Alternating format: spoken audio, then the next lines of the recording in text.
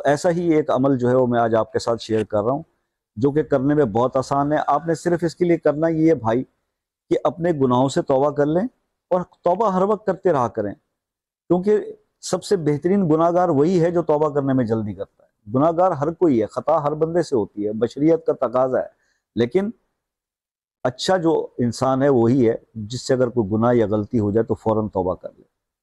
ठीक है जी। तो गुनाहों से बचते रहें और उसके बाद फजर की नमाज के बाद एक तस्बीह आप पढ़ लिया करें 100 टाइम, 100 बार सिर्फ। या अल्लाह हो या अव्वल हो, या अल्लाह हो या आखिर हो, या अल्लाह हो या जाहिर हो, या अल्लाह हो या बातिन हो। ये एक तस्बीह आप पढ़ लिया करें और अव्वल आखिर 3 बार दूध इब्राहिमी, आपके लिए गैब के दरवाजे खुल जाएंगे, रिस्क आपको गैब से मिलेगा, गैबी मदद होगी आपके लिए। तो ये एक इंतहाई आसान अमल है जो हर इंसान परफॉर्म कर सकता है, कोई इसमें मुश्किल नहीं है। पूछेंगे कितना अरसा करना